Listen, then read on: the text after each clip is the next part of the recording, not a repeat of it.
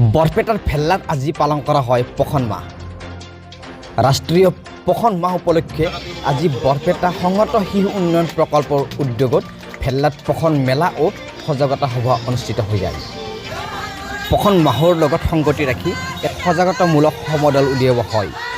শিশু মাতৃ আৰু কিশোৰ কিশোৰী পুষ্টিহীনতা দূৰ কৰাৰ লক্ষ্যৰে ৰাজ্যক সজাগ কৰি তুলিবলৈ থলুৱা খাদ্য মেলা প্ৰদৰ্শন, স্বাস্থ্য শিবিৰ আৰু সজাগতা সভা অনুষ্ঠিত হৈ যায়।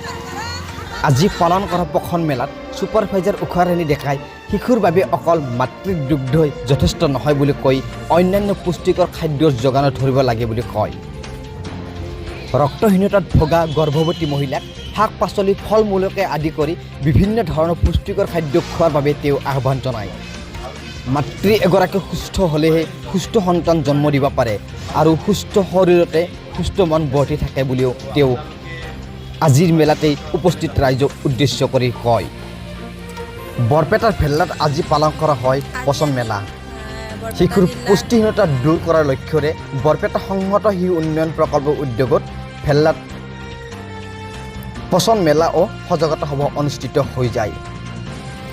আজিৰ এই মেলাত ভেল্লা গাঁও পঞ্চায়তৰ সভানেত্ৰী আফিয়া বেগম, আঞ্চলিক পঞ্চায়তৰ সদস্য ইউছুফ আলী আহমেদ, পোষণৰ DL আকাশ বৰা, SA দিগন্ত দাস সহ বহুকেইগৰাকী ব্যক্তি উপস্থিত থাকে।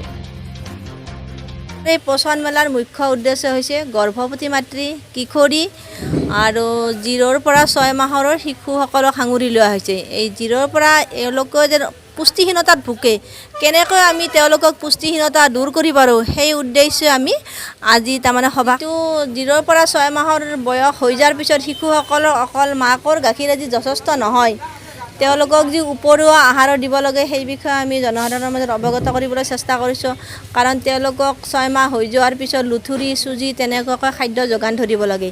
গৰ্ভৱতী মাতৃ এজনী সুস্থ হৈ থাকিলে তেওঁলোকে এটা সুস্থ সন্তান এটা জন্ম দিব পাৰে। আৰু সুস্থ মস্তিষ্কত আমি জানো এটা সুস্থ শৰীৰতে এটা সুস্থ মস্তিষ্ক বসবাস কৰে।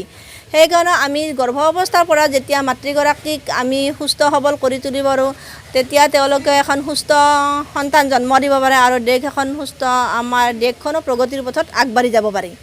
গৰ্ভৱতী মাতৃসকলক গৰ্ভ অৱস্থাৰ পৰা আমি যেন তেওঁলোকে ৰক্তহীনতাত নুভোগে, এনিমিয়াত নুভোগে, তেওঁলোকক আমি ইটো পোষণ দিবৰ কাৰণে চেষ্টা কৰি আছোঁ। ৰক্তহীনতাৰ কাৰণে আমি যিবিলাক শাক পাচলি খুৱাবলৈ সেইবিলাক আমি তাৰমানে অৱগত কৰিছোঁ, ৰাইজৰ মাজত অৱগত কৰিছোঁ।